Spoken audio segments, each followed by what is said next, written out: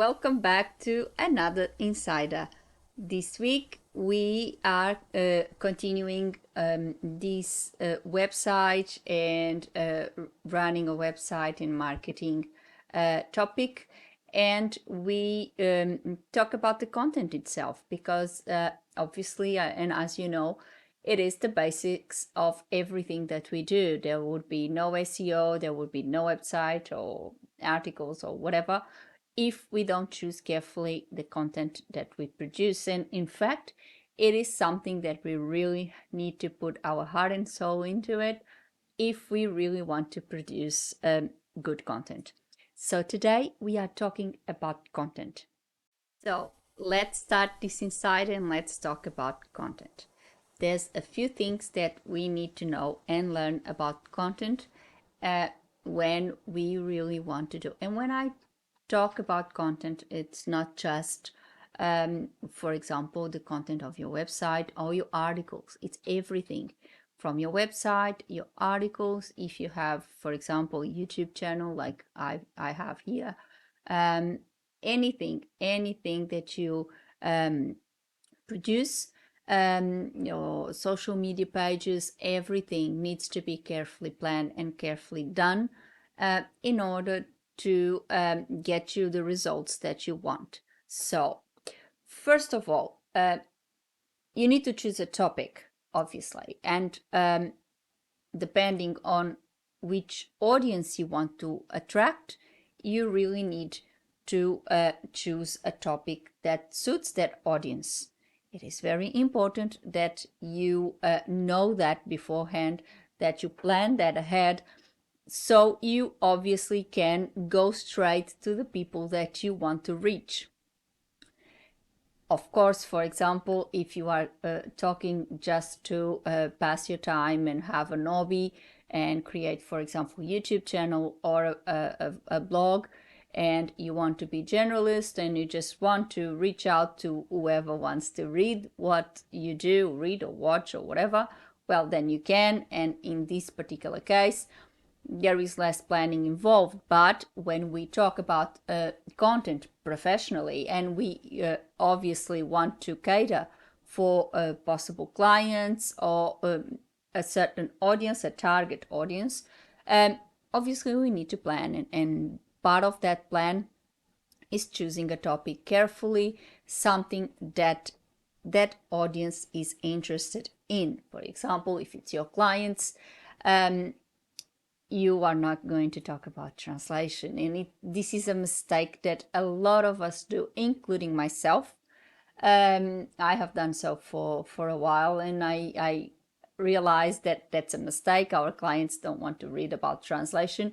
They are not interested. They're not translators. They're not interested in becoming translators. So they don't want to hear about translation. They want to hear about something regarding their industry and their interests. So that's what you should be focused on. Always go towards your target audience. Choose your target audience and go towards that audience. And this is a cue for my second topic, for my second important tip about creating content, which is segregating topics. And this is the mistake, for example, the mistake that I've made. We need to segregate topics according to our audience. For example, I'm going to give you the example of myself, what I've done and what I should have done instead. So when you create content, you need to segregate your content according to your audience. As I said, your clients don't want to hear about translation. They don't want lessons about translation. They don't want to know how you do your job. They don't want to know the techniques involved, what you do, etc., etc. Of course, there's a component of education, and sometimes you may need to educate your client about certain aspects of your job. However, that's not going to be done through an article or through your content on social media, because it's simply not going to reach the target, because the client is not going to watch it. Let's be honest, they're not interested in it. If that is provided, that information is provided to the client through an email in the context of the project that you are working with them, that's fine. But if you're going to create any sort of content online, either a video or a podcast or an article or whatever it might be, about translation, don't expect your clients to watch it. Don't expect your clients to be interested in it because they won't. So we need to segregate our content.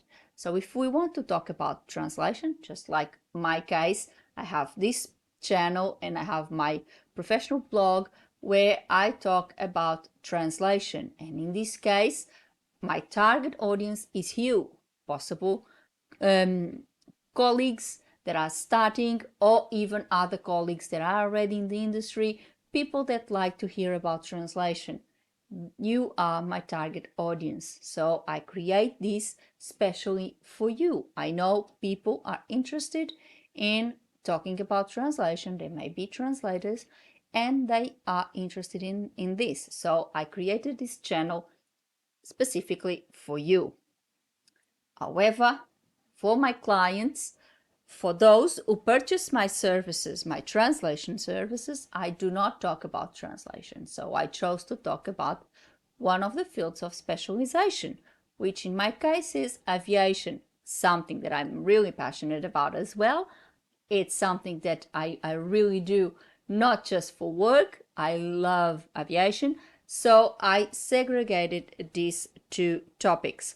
This is something that I have done recently, a few years ago, but before I was just putting everything into my website. So my website has that blog part, that article part, and in there I was providing information, and in my particular case I was doing it totally wrong because I was doing it solely about translation and everything regarded to translation, which I came to realize that obviously I was wrong, and it is a big mistake. You should always segregate your topics, segregate your content according to the audience that you want to target.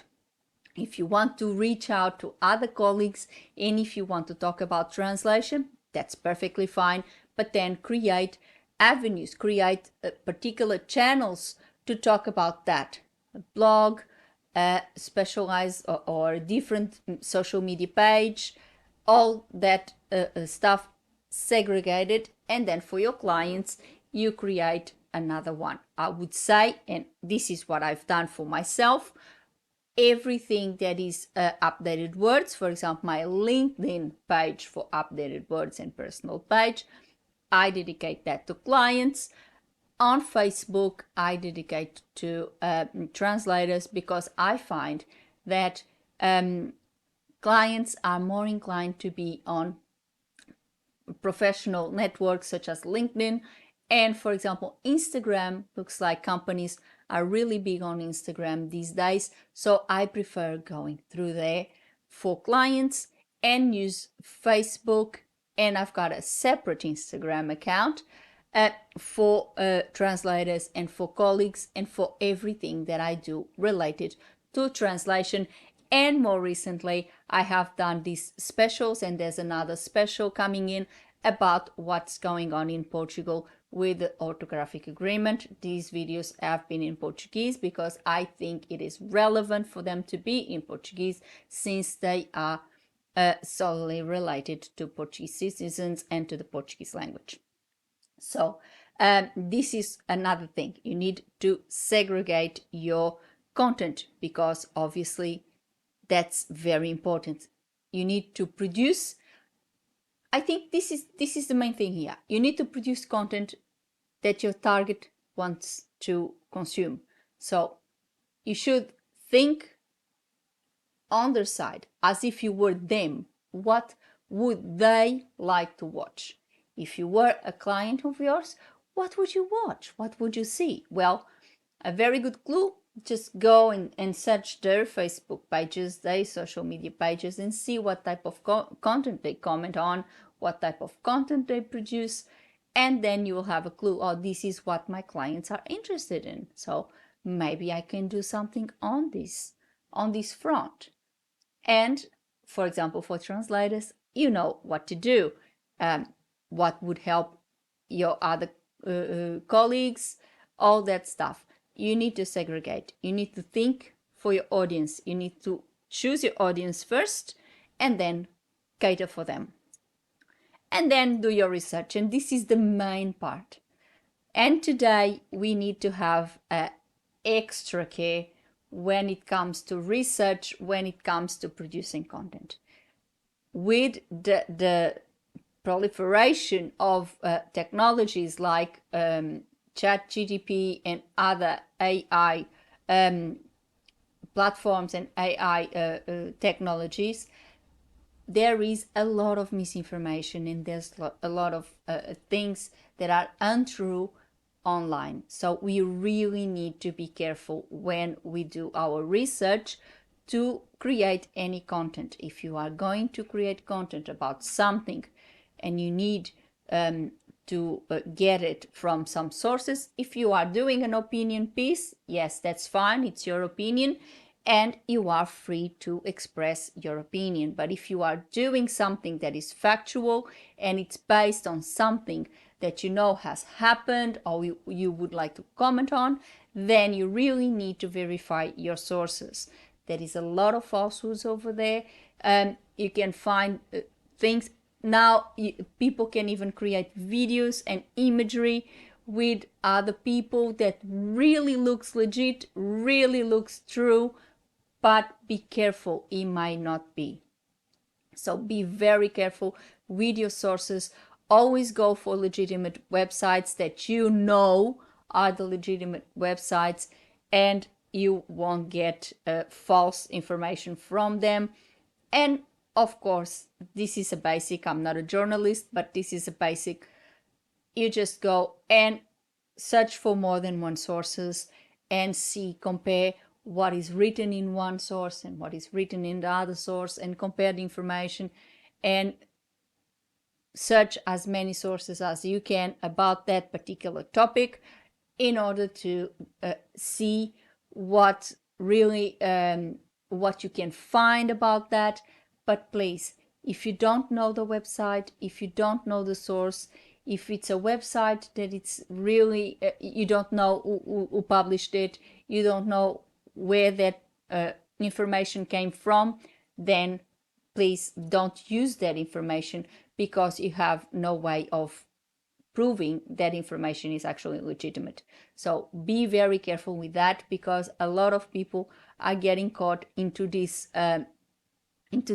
thing, and sometimes you end up publishing or commenting. I was already caught up in commenting in a video that I really thought it was legit because I could see the real person there talking. So or so I thought it was an image of a real person talking and saying something that really caused outrage, really caused me to be upset about. And then I realized, no, this cannot be true. I reacted on impulse, I reacted on emotion, and then when I went to verify that information, I realized that that information was anywhere to be seen, was not, especially on the official avenues, on, for example, news websites and places that I knew that if that particular video was true, if that particular information was true, it would have been news because it was really scandalous, it was really, really outrageous, and it would obviously make the news where in the relevant country. So be very careful about this because it's out there. So I think doing a good research, trying to verify your sources always. For example, if you see on my aviation website, I always use websites, for example, airlines websites or other aviation bodies that I know they are trustworthy. I don't just go and publish for some good reason, because you really need to know what you're publishing. So knowing your sources, knowing your target, segregating your targets, doing good research, I think you can't go wrong. And you can produce very good content that your audiences will like and they will comment on. That's my view. So for today, I hope you really enjoyed today's Insider. I really hope that really it gave you a little bit of an insight and an encouragement. I want this video to be a bit of an encouragement for everyone out there that is planning, for example, thinking, oh, I should do a YouTube channel, or I should do this, or I should do that. Please don't be afraid. Please don't think that it's too hard. Don't put it on your too hard basket, because it is not. I remember when I started my first YouTube channel, it was a disaster. I was really stiff and it really didn't go well. And today I think I do it naturally. I love talking. I love talking to people. So that's how I face it. When I do it, it's like I'm just in front of all of you talking. So, of course, it's not going to be 100% at first. And when you look at your first videos, or when you look at your first articles, you're going to be very critical about it. I know I am. I know I'm very critical about everything that I get wrong. And but then I also think that that's the way we learn, and that's the way we improve. So think about that. Think about what I've said today about your content as an encouragement for you to do better, as an encouragement for you to reassess what you're doing, reassess where you can do better on what you do, and keep going. Please never give up. If you have a dream, if you have an idea, please don't give up on your idea, even if it looks really, really hard. It's when we get out of our comfort zone that we can achieve things. And I believe that if we get out of our comfort zone more, we can become a much better version of ourselves. So keep going and don't give up. And of course, if you have any questions, or if you want to share anything about your experiences, about a possible plan that you have, a possible project that you have for a new YouTube channel or something like that, just please, you can comment below and share with us. You can ask me any questions. I'll be very happy to answer you, you know that. And again, don't give up and put a like. Every week I ask this. Put a like on the video and subscribe the channel with a little click on the bell, so you get a notification of a new Insider every week. Before I go, I would like to say that there will be another special edition of Insider, because I need some things that, again, see, this is exactly what we've been talking about in this video. There was a few things on my first special that needed to be clarified, and therefore I'm going to do a second edition. It will be in Portuguese, but as I explained, it just needed to be in Portuguese. It's relevant that it is in Portuguese. It wouldn't make sense if I've done it in English. And so maybe within this week, or maybe next week, there will be that edition. I hope you have a good week. See you next week. Thank you very much for watching. Bye.